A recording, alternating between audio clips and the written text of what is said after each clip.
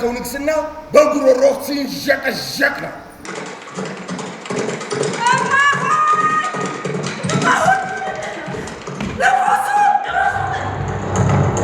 ወህኒ አምባ የሀገራችን ቀደምት ታሪኮች መካከል በጎንደር ወህኒ አምባ አካባቢ ያለውን የስልጣን ሽግግርን በተመለከተ የነበረውን ውጣ ውረድ ለጥበቡ መድረክ ይመጥን ዘንድ የተዘጋጀ ቲያትር ነው። ይህ ቲያትር ዝግጅቱ ምን ይመስላል? በዛሬው በስተጀርባ ዝግጅታችን እንቃኛለን። አብራችሁን ቆዩ። ወህኒ አምባ የቦታ ስም ነው። ጎንደር ውስጥ ያለ በድሮ ዘመን እንግዲህ በድሮ ስልህ ከ300-400 ዓመት በፊት ነገስታት ገለል ተደርገው በግዞት ይቀመጡበት የነበረ ቦታ ነው። ያንን ቦታ ያንን ታሪካዊ ቦታ መሰረት አድርገን ነው እንግዲህ ወደ ቲያትር አምጥተነው በቀላሉ የኢትዮጵያ ታሪክ የኢትዮጵያ ጥንታዊ ታሪክ ምን ይመስላል፣ ይሄስ አሁን ያለው ትውልድ ከዛ ታሪክ ምን ያገኛል፣ በዛ ውስጥ ማንነቱን እንዴት አድርጎ ፈልጎ ያገኛል የሚለውን ነገር ለማሳየት ነው እንግዲህ ወህኒ አምባን ወደ መድረክ ያመጣ ነው። ምልህ ይሄ በረጅም የኢትዮጵያ ታሪክ ሂደት ውስጥ ስታየው 3 በታሪክ የተመዘገቡ ነገስታት ገለል ተደርገው የሚቀመጡባቸው ቦታዎች አሉ። አንዱ ወህኒ አምባ ነው። ሌላው ግሸን አምባ ነው። ሶስተኛው ደብረ ዳሞ አክሱም ውስጥ ያለው ቦታ ነው። እነዚህ 2 በተለይ ግሸን እና ደብረ ዳሞ አሁን በክርስትናው እጅግ በጣም የታወቁ ቦታዎች ናቸው። ቀደም ግን ነገስታት ገለል ተደርገው እዛ ቦታ ላይ ይቀመጡና ፊዚካል ትምህርቶችንና መንፈሳዊ ትምህርቶችን የሚማሩባቸው የሚቀስሙባቸው ከዛ የንግስና ጊዜያቸው ሲደርስ ብቃት ያለው ከዛ ማለት ተመርጦ ወደ ንግስና የሚመጡበት ስርዓት ነው እንግዲህ በአጠቃላይ ስታየው። ስለዚህ ወህኒ አምባ ይሄንን ታሪክ ይዞ ከዛ ደግሞ ያን ጊዜ ይኖራሉ ተብሎ የሚታሰቡ ልብ ወለዳዊ ነገሮችን ጨምሮ የመጣ ታሪካዊ ተውኔት ነው። ልጄ መጠንቀቅ ካለብህ ከአባትህ ሳይሆን ከዚህ እኩያ ካልወለድ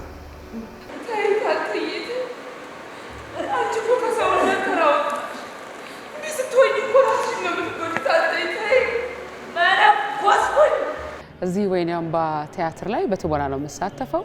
2 ገጸ ባህሪያቶችን እዚህ ቲያትር ላይ ይሳተፋለሁ። ገጸ ባህሪያቶቹ የተለያዩ ሆነው ራሳችንን የምንፈትሽበት ማን ነበር፣ እንዴት ነበርን፣ በፊት የነበረን ስብዕና ምን ይመስል ነበረ፣ ገዢዎች ምን አይነት ነገር ያሳልፉ ነበር የሚለውን በደንብ የሚያስቀኝኝ ነውና ወህኒ አምባ ቲያትር ተራራ ላይ ሆነው እንግዲህ መሪ ወይም ደግሞ ኃላፊ ለመሆን የሚያደርጉትን ጥረት በደንብ የሚያሳይ ቲያትር ነው። እዚህ ቲያትር ላይ እዚህ ታሪካዊ ቲያትር ላይ በመሳተፌ እጅግ በጣም ደስ ነው የሚለኝ።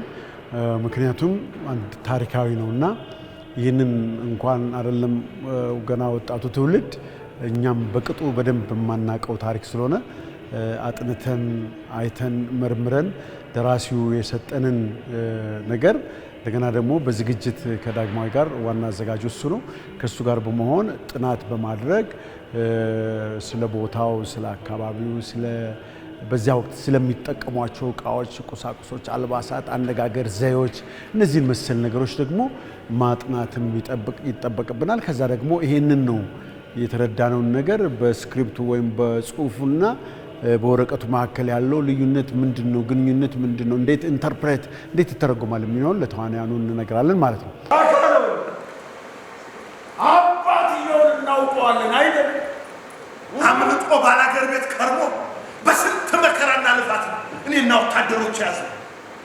እናማ እዚያ ባላገር ቤት ሲሰነብት ከባላገሩ ሴት ጋር ሲወሰለት የተወለደ በዚህ ወህኒ አምባ በተሰኘው ቲያትር ላይ የዋና ገጸ ባህሪውን ቦታ ነው የሚጫወተው።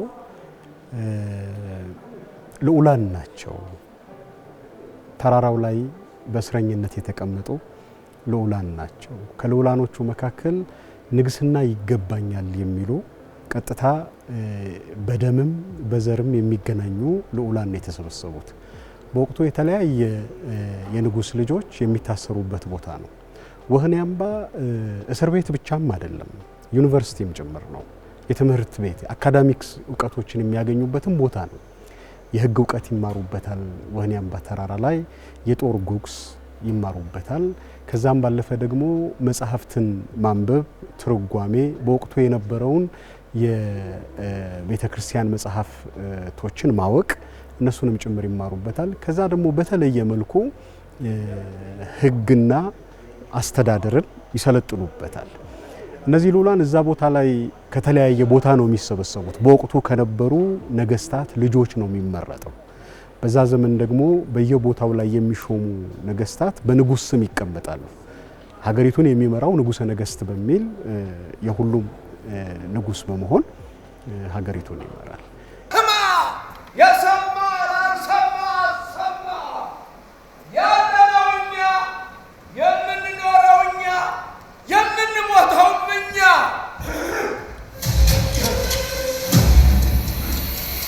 አንዱ ቲያትር በባህሪው ሂስትሪንም ኮንስትራክት ማድረግ ሂስትሪንም የትላንትና የኢትዮጵያውያን ታሪክ ያነሳ ሂስቶሪካል በሆነ መንገድ ታሪክን የመናገር ወደ ትውልድ የማስተላለፍ ታሪኮቻችንም ደግሞ ማድረቅ ያለብንን ማስተማር ያለብንን ሳቢዎች ኢንተርቴን የሚያደርግ ቲያትር ነው ማለት ነው። አውቃለሁ ንጉሥ አይከሰስ ሰማይ አይታረስ ሆነ ነገር ወዲያ ይሄ ክፉ ለማናችንም አይበጅ። በዚህ ታሪክ ቀመስ ቲያትር ላይ መሳተፍ ምን ትርጉም አለው?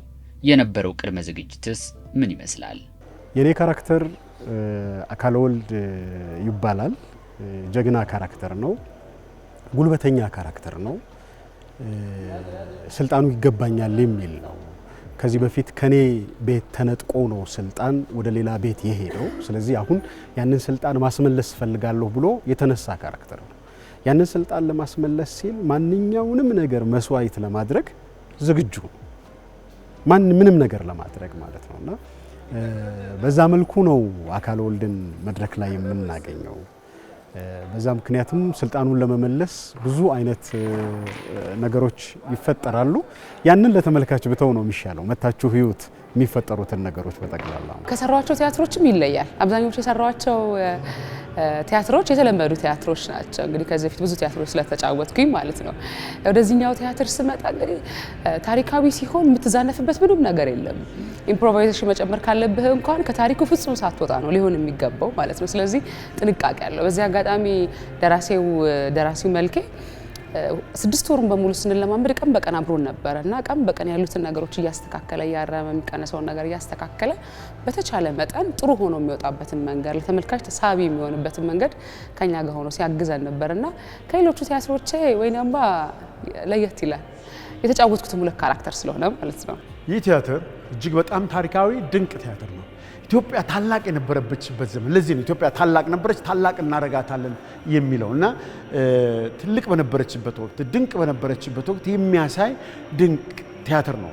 ገና እነዚህ አሜሪካኖቹ ባልተፈጠሩበት በሌሉበት ዘመን ኢትዮጵያ በንግስናው ስርዓት ምን ያህል ትልቅ ቦታ እንደነበረት የሚያሳይ ነውና ብትመጡ በእውነት ከዛ በኋላ ደግሞ የቲያትሩ መልእክት ስንመለከት ንግስና በዘር ሐረግ ሳይሆን በሐሳብ ልዕልና በልጦ በመገኘት ለሀገር በማሰብ ለህዝብ በማሰብ በልጦ በመገኘት መሪ መሆን ይቻላል፣ መንገስ ይቻላል፣ መምራት ይቻላል የሚል እሳቤ የሚያመጣ ስለሆነ በጥሩ ሰስፔንስ ግጭት ልብ እያሳቀለ ወደ መጨረሻው ድረስ የሚጓዝ ድንቅ ቲያትር ነው። እንግዲህ ምንድነው መሰለ አሁን ይሄ ሶስተኛ መድረክ ያገኘ ታሪካዊ ተውኔት ነው። ከኔ ስራዎች ሁልጊዜም በኔ ስራዎች ሰዎች እንዲደሰቱ ብቻ አይደለም ተመልካቾች እንዲወስዱ መፈልገው ቁጭትን ነው። ታሪካችን ይሄን ይመስላል። እንዲህ አይነት የሚያኮሩ ታሪኮች አሉ። የሚያኮሩን ብቻ አይደሉም። አንዳንድ ጊዜ ዓለም ላይ በጣም የሚያበሩ ታሪኮች አሉ እና እነዛን ታሪኮች የሰሩ አባቶቻችንን እንድናደንቅ ፕላስ ደግሞ አሁን ለታሪክ ራሳችንን እንድናዘጋጅ ታሪክ ሰሪዎች እንደሆነን ታሪክን መስራት የምንችል ሰዎች እንደሆነን እንዲገባን እንድንወስደው እፈልጋለሁ። ይሄ የኔ ፍላጎት ነው። ቀጥሎ ጥበብ ነውና መዝናናት ይኖራል። ይሄ ሌላው ነው።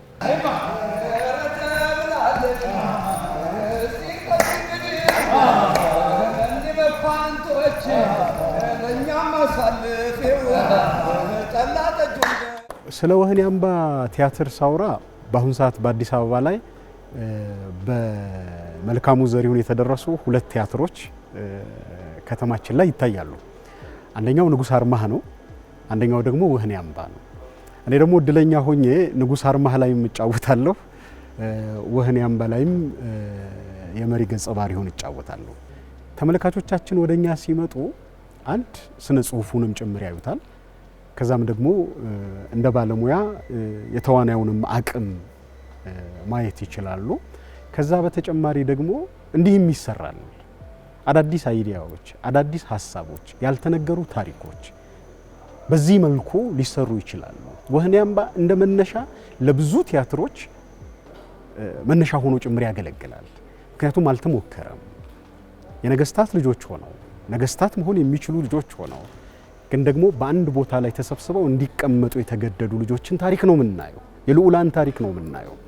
ስለዚህ በዚህ መነሻነት ብዙ ስራዎችም ጭምር የሚያሰራ ሐሳብ ያለው ትልቅ ሐሳብ ያለው ስለሆነ ሰዎች መተው እንዲመለከቱት ጋብዛለሁ። ወሰን የሌለው ስልጣን ለመጨበጥ ወህኒ አምባ ተወስኖ መክረም፣ ከእስከ የሌለው ፍስሐ ለማፈስ ከእስከ ባለው ተራራ ገደል ላይ መንጠላጠል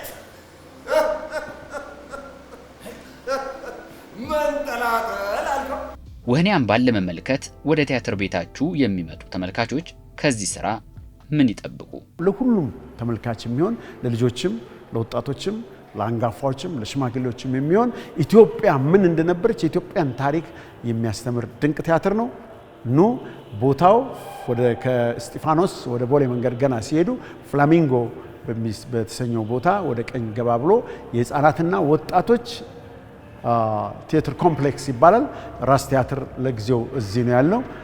ኑ ወህኒ አምባን ተመልከቱ። እሁድ ሁል ጊዜ ከ8 ሰዓት ጀምሮ ለተመልካች ክፍት ነው። ጥሩ ጊዜ ተሳልፋላችሁ። ይበልጥ ደግሞ ታሪክ የምትወዱ ታሪክ የምታደንቁ ከሆናችሁ አሪፍ አድርገን ተጫውተነዋል፣ ጥሩ አድርገን ሰርተነዋል። እናንተ ደግሞ ምስክሮች ናችሁና ኑና ቲያትራችንን እዩልን። ኑ ተመልከቱ፣ በታሪካችሁ ተደሰቱ፣ በታሪካችሁ እዘኑ፣ በታሪካችሁ ኩሩ እና ተቆጩ። በታሪካችሁ መታችሁ አይታችሁ ቁጭት ውስጥ ግቡ፣ ታሪክ ለመስራት ተዘጋጁ ነው ምለው። ምን ያደረጋት ደግሞ አንተ ማን? አቤት ወንባቆም